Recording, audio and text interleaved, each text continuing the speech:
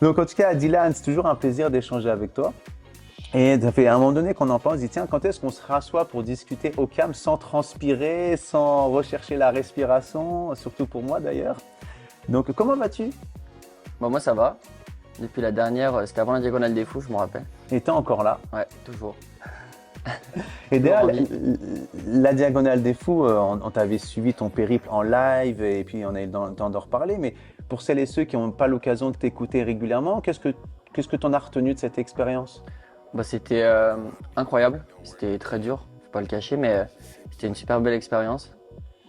Bah, au niveau dépassement, je crois qu'il n'y a pas plus haut dépassement. Enfin, on trouve toujours mieux, mais en tout cas, j'ai pris beaucoup de plaisir et j'aimerais bien y retourner d'ici les prochaines années. D'accord. Bon, ben, pour se rendre compte, c'est combien d'heures d'effort que ça t'a demandé du début à la fin, la Diagonale des Fous? 40 heures. Ça, c'est du Dylan Bastien tout craché, quoi. Bon, moi, je suis pas le seul, hein, mais Non, bah preuve honnête, t'étais pas tout seul au non, départ c'est ni à sûr. l'arrivée. Ni à l'arrivée, ouais. Ouais. Mais en tout cas, bravo pour ça. Et aujourd'hui, je voulais absolument te redonner la parole. Et je te remercie de l'avoir accepté parce que je te vois évoluer en tant que sportif, en tant qu'ami. On se voit toutes les semaines. Au-delà de nos ateliers, on a régulièrement des nouvelles ensemble. Et là, tu as lancé un énorme projet. Et souvent, on faisait le parallèle entre l'entrepreneuriat, l'immobilier et le sport. Et moi, quand je t'ai connu, tu étais sportif. Tu avais ton activité de coach, mais tu n'étais pas encore dans l'entrepreneuriat tel qu'on peut le comprendre, où là, vraiment, on investit du temps, de l'énergie, de l'argent pour développer une activité. Et aujourd'hui, je voulais t'écouter un petit peu et échanger avec toi sur un parallèle entre le sportif que tu es et l'entrepreneur que tu deviens. D'ailleurs, est-ce qu'il y a des parallèles à faire selon toi? Bah, moi, c'est intimement lié parce que j'ai fait de mon travail ma passion, ou de ma passion mon travail. C'est pour ça que c'est intimement lié. Moi, c'est le sport, tout retourné autour du sport. Et c'est vrai que bah, je suis coach sportif et je suis sportif aussi à côté. Et pour moi, l'un ne va pas sans l'autre. Donc, comme toi pour l'agent immobilier, je pense que tu as des parallèles qui se font et tu fais ce métier parce que c'est aussi en quelque part ta passion. Et pour moi, l'entrepreneuriat, c'est simple parce que j'exerce mon métier dedans. Et du coup, bah, après, c'est prendre des risques aussi pour essayer de gravir les échelons et de grandir, quoi. C'est vrai on a toujours été ensemble à se comprendre rapidement, un peu comme sur la même fréquence, parce qu'effectivement, moi, je fais un métier passion, que ce soit agent immobilier de proximité ou formateur en immobilier. Et toi, tu étais vraiment un grand passionné. C'est vrai que peut-être pour ça aussi, on s'entend aussi Mhm. bien. Et les parallèles, bah, moi, je fais du sport en tant qu'amateur. Et du coup, je suis chef d'entreprise à côté. Moi, je fais des parallèles assez facilement dans le sens où c'est pas toujours facile, mais c'est toujours aussi passionnant et challengeant. Et toi, tu as toujours été dans des énormes épreuves sportives, très longues, très sollicitantes. Et l'entrepreneuriat, qu'est-ce que tu pourrais nous donner comme parallèle concret? Est-ce que tu as un exemple entre une course et un élément de ton entrepreneuriat? Bah, déjà, avant, j'étais auto-entrepreneur. Donc, on va dire que ça, c'était le début de l'entrepreneuriat. On commence à être indépendant. Dire si on veut gagner de l'argent, bah, il faut bosser. Le salaire, il tombe pas tout cuit dans l'assiette. Et donc, c'est à nous de trouver nos clients. Donc, pour ça, il faut prendre soin de son image, comme toi dans ton domaine. Si tu as une image qui est ternie ou ça peut vite tourner, surtout dans le Chablais. Donc, du coup, il faut toujours prendre soin de son image. Il faut faire sa propre com. Il faut aller chercher les clients. Ensuite, il faut les bichonner pour les garder. Et donc, dans le sport, c'est pareil. Il faut prendre soin de son corps.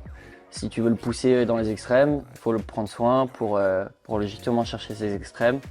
Et donc c'est là-dessus que je fais le lien. Et donc là, bah, maintenant, j'ai changé de statut. Je suis en SARL. Parce que du coup, bah, maintenant, j'ai mon propre local privé. Donc du coup, c'est encore mieux pour mes clients. Parce que du coup, quand ils viennent, ils sont que avec moi ou avec Clara. Et du coup, bah, là, ils sont bichonnés. Ils ont du matériel haut de gamme pour du coaching haut de gamme. Donc là, la prestation est vraiment au top pour du coaching privé, quoi. C'est vrai que tu as toujours été attiré par la très très haute performance Mm.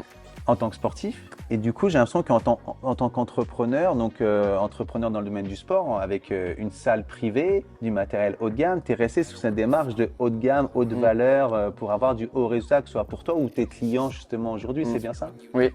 Bah, en fait, moi, comme le sport, c'est ma passion.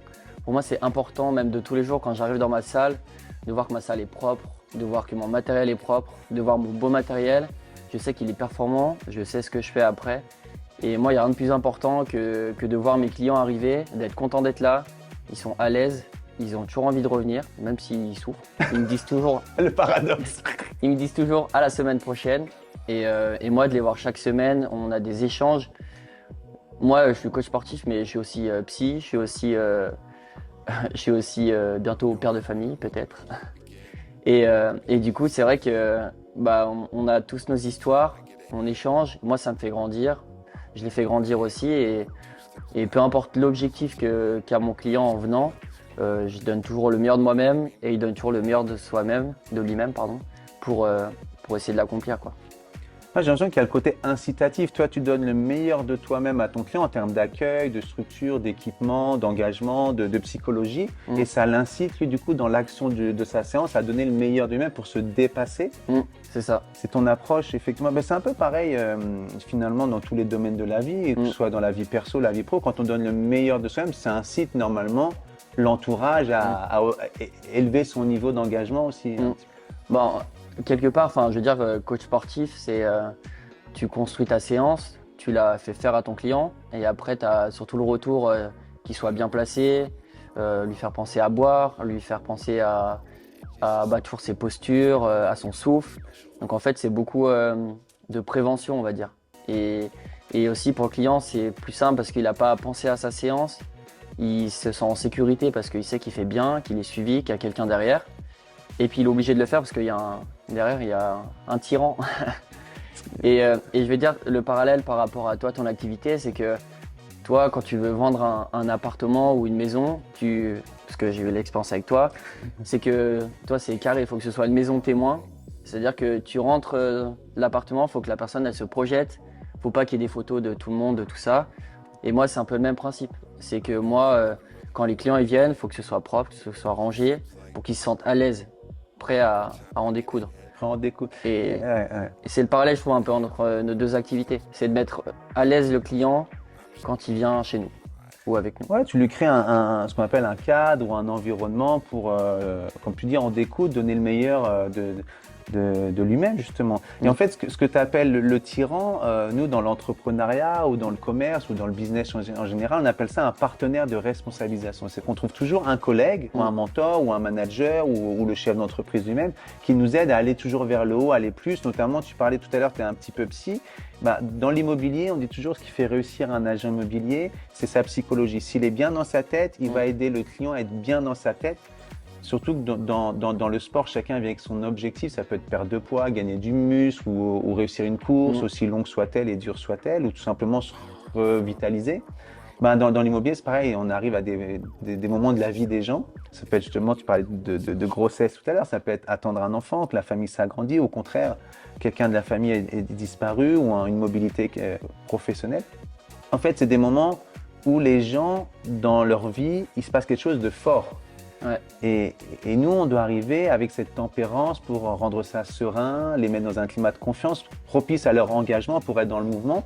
Et toi, ce que tu décris, c'est vraiment le parallèle, je le vois là, c'est que tu crées un environnement pour qu'ils viennent, peu importe leur raison d'être ici avec toi, c'est qu'ils y aillent vraiment à fond, quoi. Non, et puis, que ce soit moi ou Clara, parce que Clara est mon associée, c'est aussi ma femme, et du coup, que ce soit moi ou elle, on essaie toujours d'être de bonne humeur, même si à côté, il y a des choses qui vont pas peu importe, on a tous des coups de mou. Et quand nos clients ils viennent avec nous, ils ont toujours la même personne en face. C'est-à-dire que jamais on tire la tronche, on essaie toujours d'être joyeux, de donner de l'énergie, et ça c'est important. Et dans l'entrepreneuriat, je veux dire, si tu as affaire à quelqu'un qui tire la gueule tout le temps, t'as pas envie d'aller avec lui. Donc du coup, c'est important d'essayer de rayonner et de donner justement cette énergie à la personne qui te fait confiance, quoi.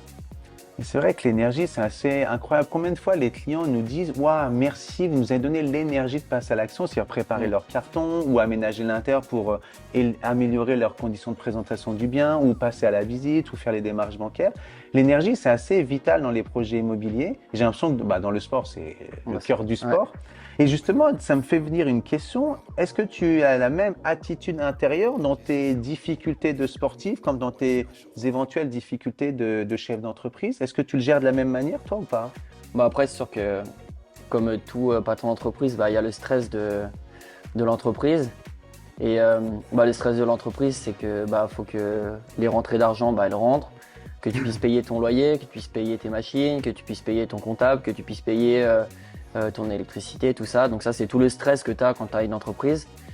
Et le stress que tu as en tant qu'athlète, que j'ai en tant qu'athlète, c'est que faut que je fasse mon entraînement, faut que je prépare ma course.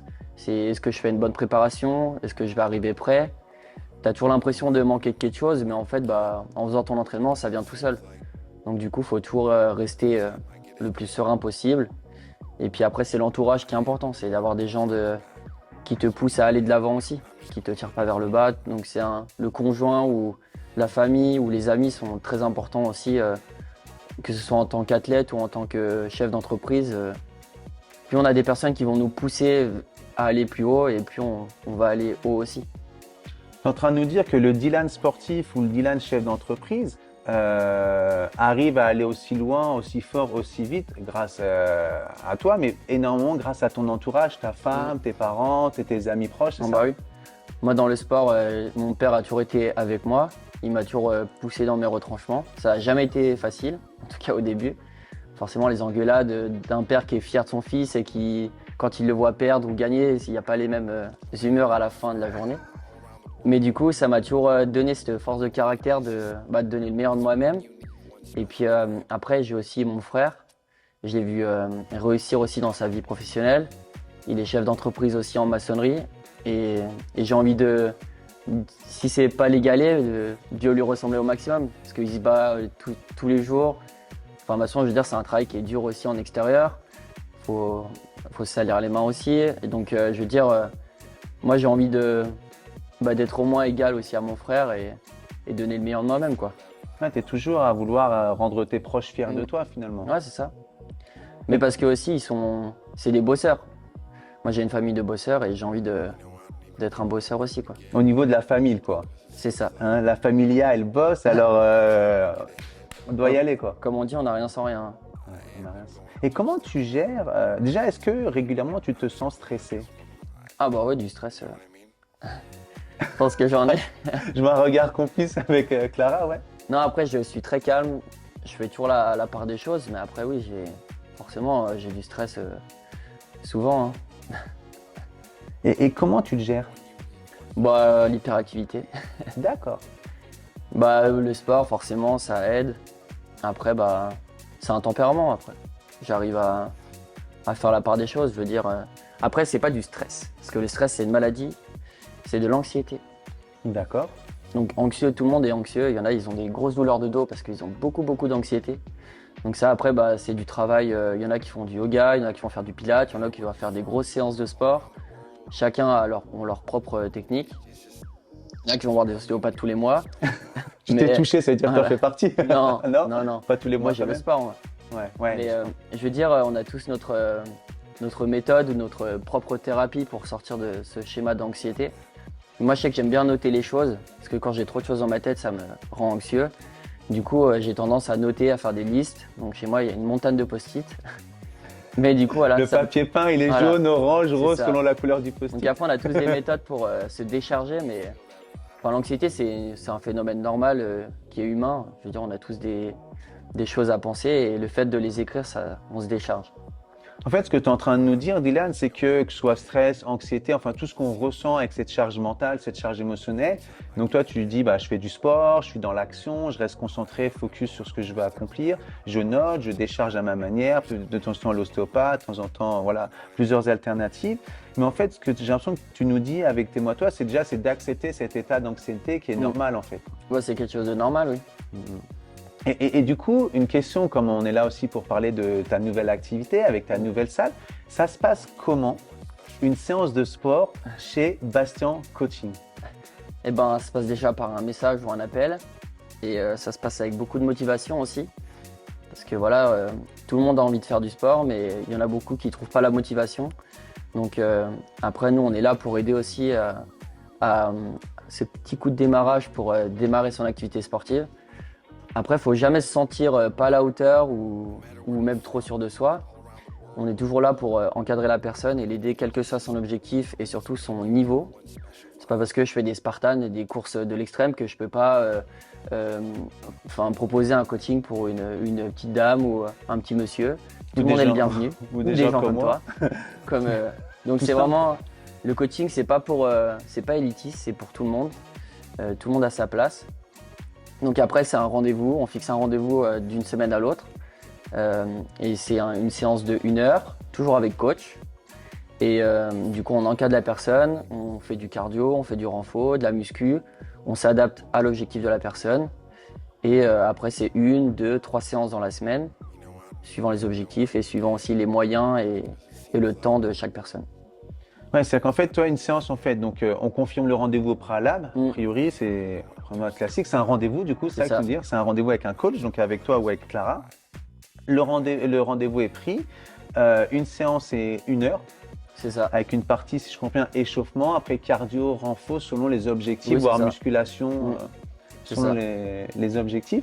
Et j'ai cru comprendre, une fois on discutait, est-ce que c'est toujours d'actualité? À l'époque, tu faisais de l'accompagnement à distance. Oui. Maintenant que tu es à la salle, est-ce que tu continues ce type d'activité? Je vais plus à domicile.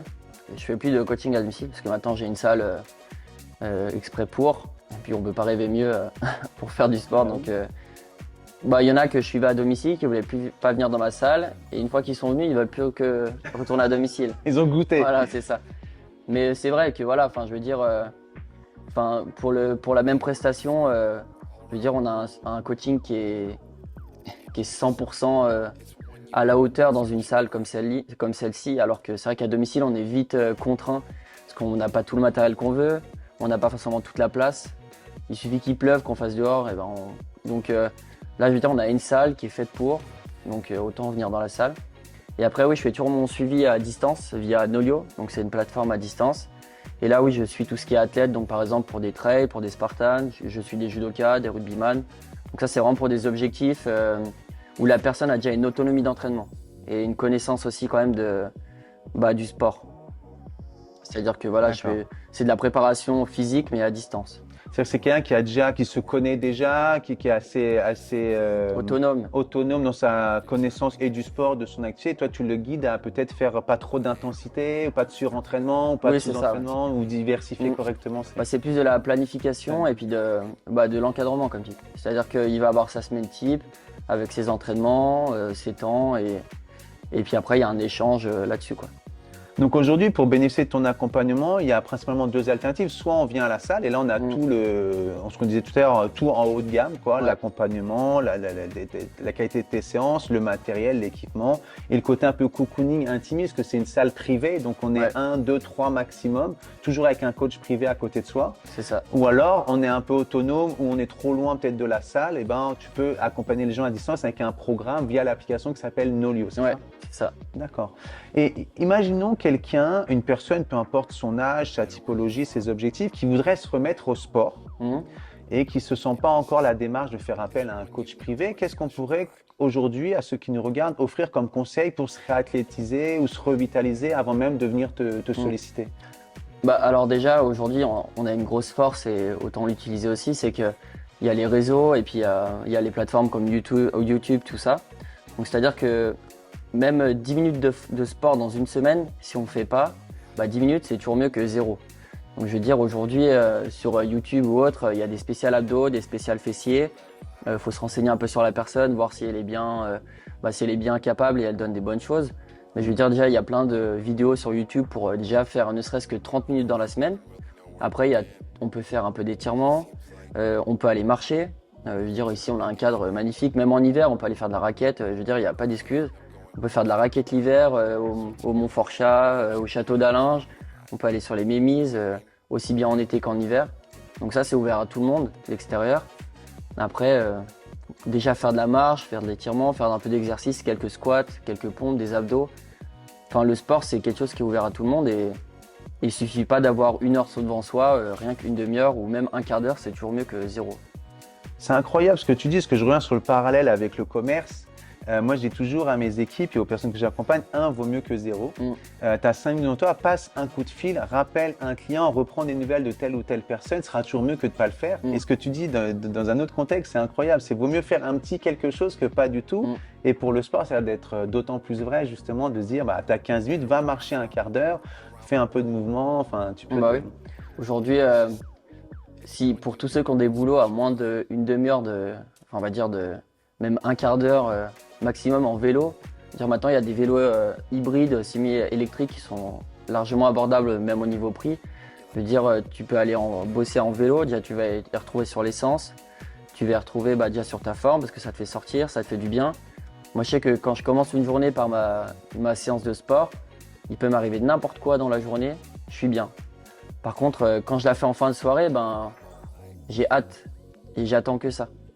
Donc après, même pour les non passionnés de sport, je veux dire, de commencer sa journée par aller au boulot en vélo, on n'aura pas le même état d'esprit au travail que d'y aller en voiture. Je me disais, si on devait tenter de motiver ceux qui ne font jamais de sport à en faire un petit peu, qu'est-ce qu'on pourrait dire comme bienfait du sport selon toi? C'est quoi les bienfaits du sport finalement? Déjà pour l'anxiété, moi je sais que, ou même aller marcher avec des personnes. Moi je vois quand je vais marcher quand je cours, mais quand je vais courir avec Clara ou d'autres personnes, on refait le monde. Et on a plein de problèmes. Moi j'adore quand on va courir à plusieurs, on discute de tout. Et du coup des fois il y a des problèmes, on se dit ah ouais tiens on peut faire ça. Et ça vient en fait avec l'effort. Quand on n'est pas trop dans le rouge non plus, mais voilà, ça permet aussi d'évacuer, comme on disait, l'anxiété et tout ça. Donc ça fait du bien pour relâcher, ça fait du bien à la tête, ça fait du bien au cœur, ça fait du bien aux muscles. Pour toutes les femmes qui sont préménopausées ou qui vont sur la ménopause, c'est le plus important, c'est la période de la vie où il faut faire du sport. Parce que les femmes, elles ont des oestrogènes. Et après la ménopause ou en préménopause, elles n'ont plus d'oestrogène, donc elles n'ont plus de protéines. Donc le seul moyen de garder, on va dire, une masse musculaire correcte et une bonne densité osseuse, c'est soit de pratiquer une activité sportive régulière, soit de manger un peu plus de protéines. Mais c'est pour ça que moi je parle en connaissance de cause pour mes proches. Je les invite dès la ménopause à toujours faire plus de sport. Pour garder parce que sinon c'est là après, quand on prend de l'âge, qu'on devient un peu plus voûté, qu'on commence à avoir mal au dos, quand on commence à avoir mal aux jambes. Donc l'activité sportive, ça fait du bien pour tout ça aussi. En fait, tu es en train de dire que c'est hyper complet, quoi. En fait, ça fait du bien au corps, à toutes les parties du corps, mais la partie musculaire, mais organique aussi du corps. Et la tête, beaucoup, a priori, voir autant la tête qu'au corps. Je trouve qu'on ne fait pas assez de sensibilisation là-dessus. Même les médecins, je trouve qu'ils ne donnent pas assez l'importance de la nutrition.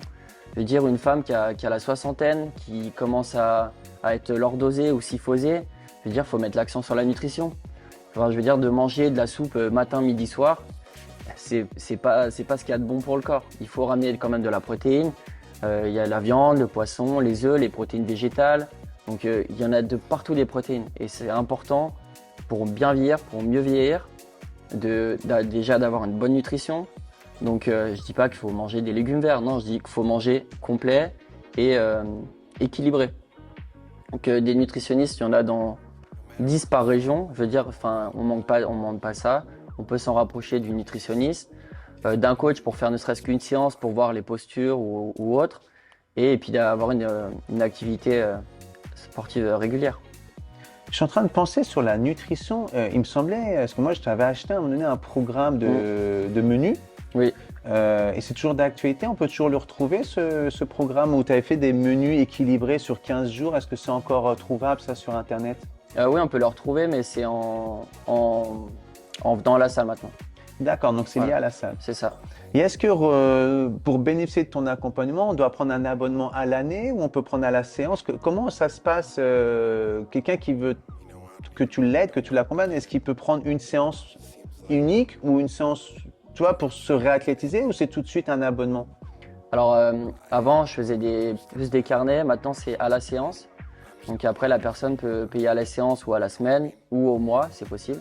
Ou après, elle peut prendre un carnet de 10 séances. D'accord, donc c'est à la carte finalement. Voilà, c'est ça. Je pense à quelqu'un qui voudrait juste faire une séance pour se remettre en selle et te revoir tous les 15 jours, 3 semaines. C'est quelque Oui, ça chose. c'est possible. Il y a des personnes que je vois tous les 15 jours, par exemple des trailers. Je les vois 2 fois par mois. Par contre, après, ils ont un suivi à distance et je les vois 2 fois par mois pour réguler et puis optimiser un peu la chose. Bah, plein de choses. Et qu'est-ce que tu peux nous dire sur Bastan Coaching? Parce que moi, Dylan, moi, je suis client avec toi depuis 3 années et j'adore venir. J'adore justement le plaisir de te retrouver et que tu me fasses souffrir tous les lundis matins. Mais c'est force est de constater qu'il y a beaucoup d'offres en termes de coaching sportif dans le Chablais, mais même au global. Il y a des salles de sport, enfin voilà, il y a tout un panel d'offres différentes. Qu'est-ce qu'on peut trouver chez toi que potentiellement on ne trouverait pas ailleurs? Qu'est-ce qui te différencie avec Bastan Coaching justement? Bah déjà, je pense que on est passionné et ça, je pense qu'il n'y a rien de plus fort que la passion. Parce que quand on est passionné, on fait faire de belles choses aux gens qui nous entourent. Donc il y a déjà de la passion. Moi, ça fait 5 ans que je suis coach. J'ai eu beaucoup d'objectifs. Après, il y a plein de très bons coachs. Mais je pense que chacun va aussi vers la personne qui lui ressemble. C'est-à-dire que moi, s'il y en a qui se retrouvent en moi, eh ben, il faut qu'ils viennent me voir. Après, on a tous nos qualités, nos défauts. Mais déjà après, bah, c'est sûr que maintenant, on a une belle salle pour un beau suivi. Donc ça, c'est important. Tous les gens qui viennent ici se sentent bien. Ils ont envie de revenir, ils se sentent à l'aise. Ils ne se sentent pas jugés. Et après, il faut bien faire la différence entre du coaching privé et une salle de remise en forme classique. C'est-à-dire que nous, c'est du sur rendez-vous. Quand la personne vient, elle est qu'avec son coach, il n'y a pas d'autres personnes. Et puis voilà. Et j'ai cru comprendre qu'au-delà de tout ça, depuis quelques mois, tu fais plus ça toute seule. Tu parlais tout à l'heure de Clara. Comment vous organisez avec Clara? Elle travaille avec toi? Elle donne des coachings privés aussi? Oui. Quel rôle elle joue Clara maintenant au niveau professionnel? Au-delà d'être ta femme, bien sûr. Eh ben, Clara, oui, elle m'a rejoint aussi. Et puis, bah, du coup, maintenant, on est 2. Et donc, comme ça fait un petit côté féminin aussi. Donc c'est bien. Donc, du coup, ça élargit aussi les possibilités. Et puis après, on a d'autres gros projets qui vont arriver dans 2023. Donc, du coup, des projets sportifs, bien sûr. Donc, déjà, on va agrandir la salle. Donc, du coup, on aura un peu plus de place et encore un peu plus de matériel. Et après, on va proposer sûrement une autre formule de coaching. Donc, ce sera du coaching un peu plus court, sur des séances de 25 minutes, mais ce qu'on appelle de l'électrostimulation corps entier. Et donc là, en fait, c'est des séances, comme je disais, de 25 minutes où on va travailler 8 groupes musculaires en simultané. Donc, c'est des séances très rentables sur le terme d'efficacité.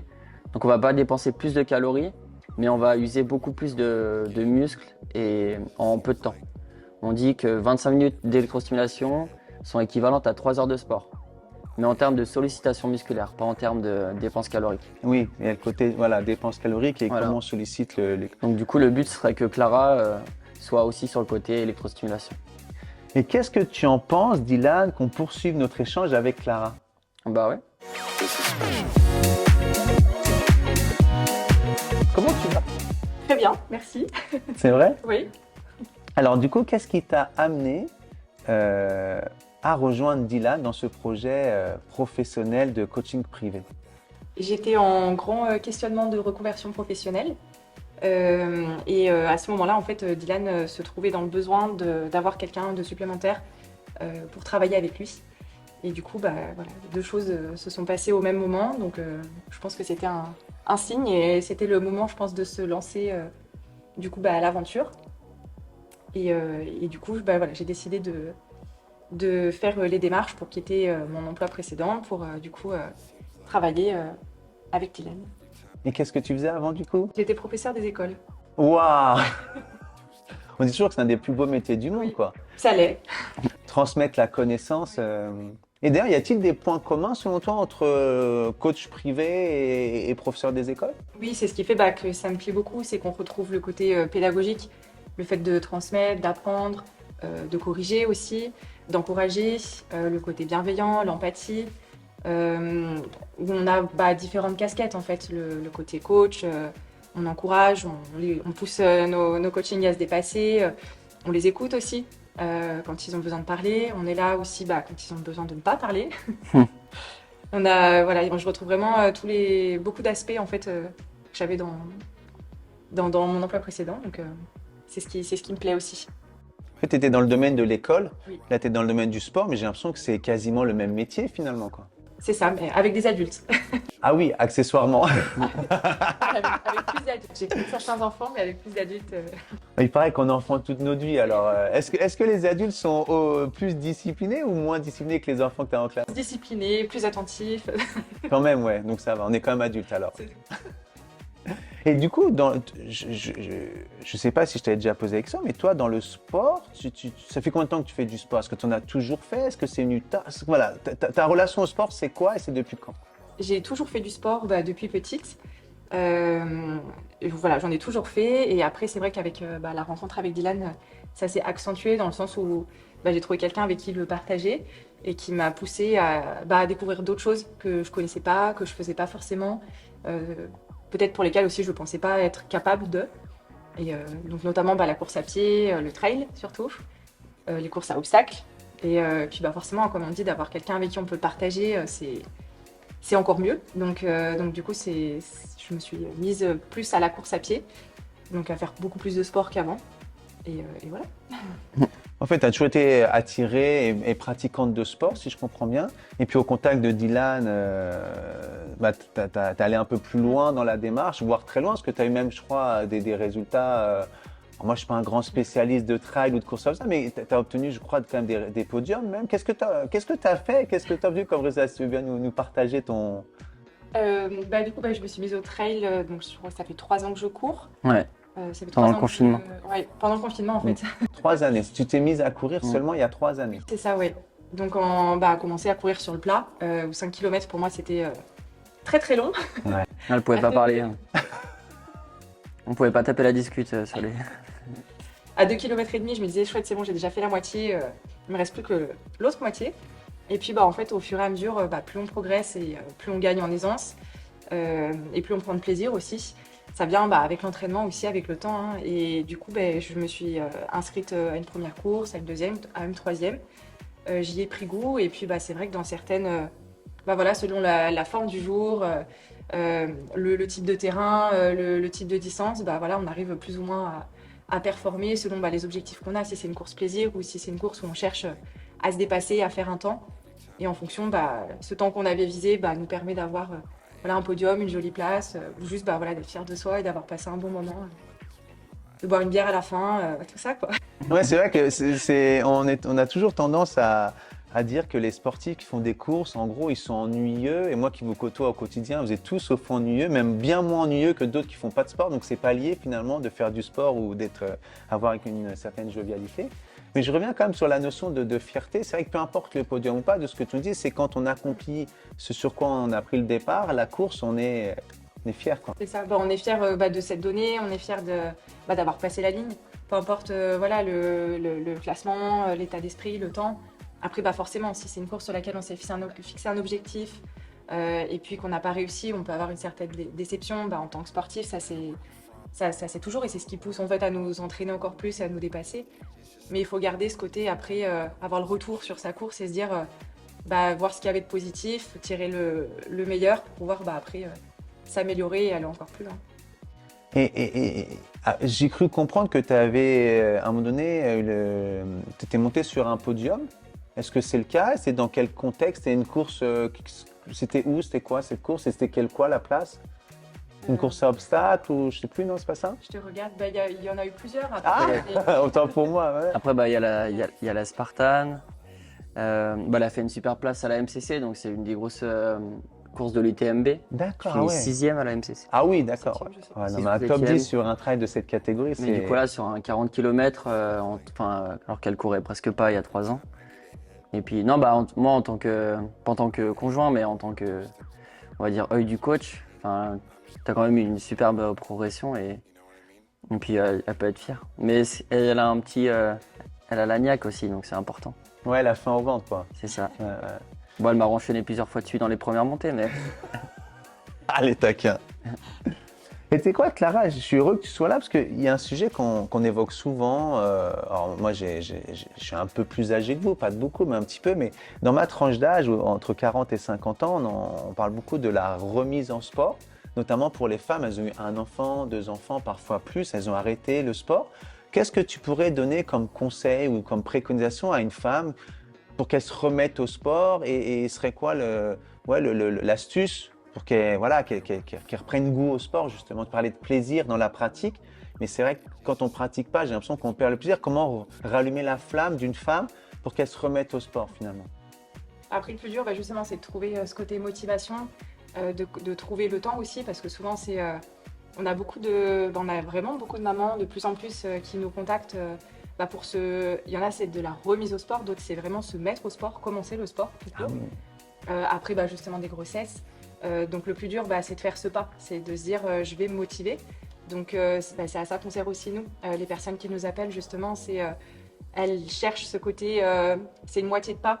Je viens, je suis un peu motivée, je sais pas trop comment faire. Et nous, on vient justement les motiver, leur dire comment faire, quoi faire. Elles sont accompagnées. Donc le plus dur, c'est d'avoir ce déclic, de se dire je m'y mets. C'est maintenant, parce que on a toujours tendance à laisser traîner, à repousser, à dire que j'ai pas le temps.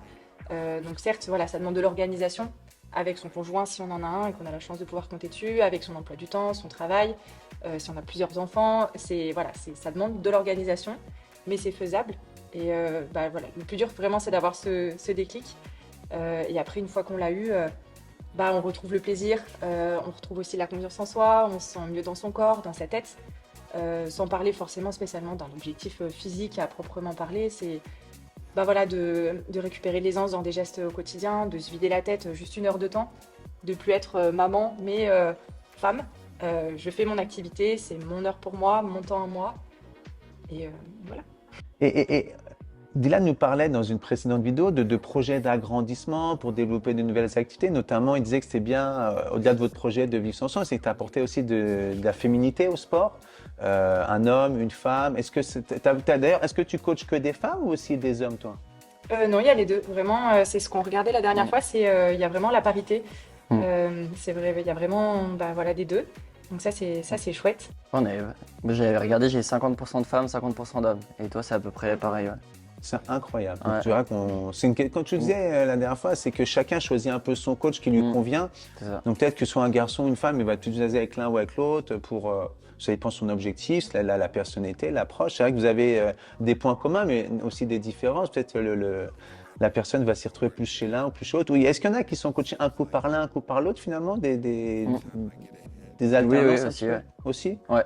C'est ce qui est bien, je pense que voilà, j'ai un bon formateur, c'est que Dylan a beaucoup plus d'expérience, donc j'ai beaucoup à apprendre et que du coup on fonctionne de la même façon.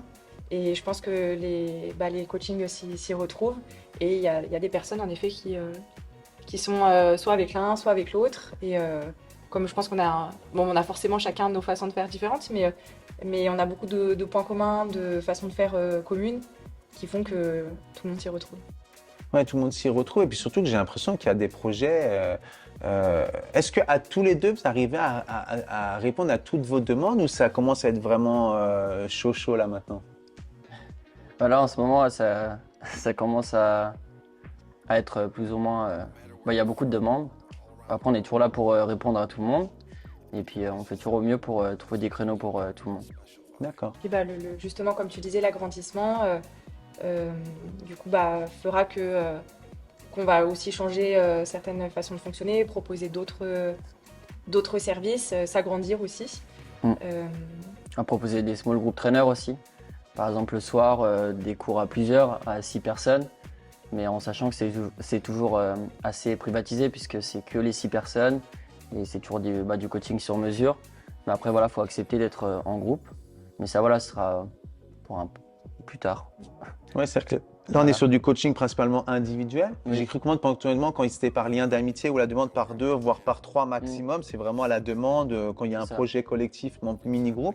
Et vous, pour répondre à cette sollicitation, peut-être partir sur du groupe un peu élargi qui serait 6 personnes. Oui, c'est ça, mais sur 1 ou 2 créneaux dans la semaine. Oui, pour répondre aux sollicitations justement. Parce qu'il y a des personnes justement qui aiment bien aussi être en groupe. Donc c'est des personnes qui pourront se retrouver dans le fait de de faire des séances le soir à 18h30 ou à 19h en small group, ce qu'on appelle.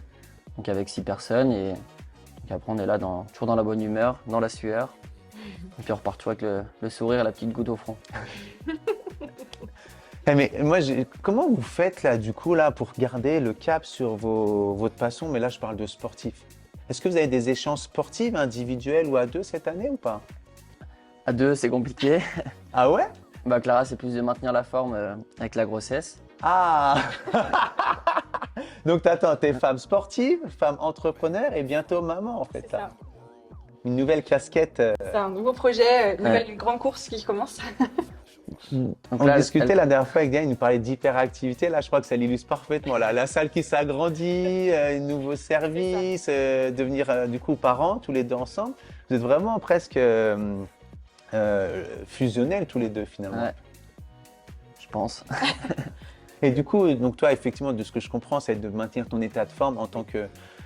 Et tu parlais beaucoup tout à l'heure du sport au féminin. Et si on peut faire juste une parenthèse, une femme qui attend un bébé, est-ce que le sport c'est préconisé, pas préconisé? Est-ce qu'il faut l'arrêter? Qu'est-ce qu'on peut faire? Une femme enceinte, qu'est-ce qu'elle peut faire comme sport pour maintenir maximal son niveau de vitalité, je dirais? Tout va dépendre déjà de son état physique. C'est toujours, comment dire, il faut toujours avoir l'accord du gynécologue avant. Il y a des femmes, dès le début de leur grossesse, elles auront obligation d'être au repos ou ne pourront faire voilà, que des, comment dire, enfin, que pourront beaucoup travailler au poids de corps, aller nager, etc. Donc ça, c'est une part de certaines femmes. Et après, il y a beaucoup de femmes qui se stoppent d'elles-mêmes en se disant je suis enceinte, j'arrête.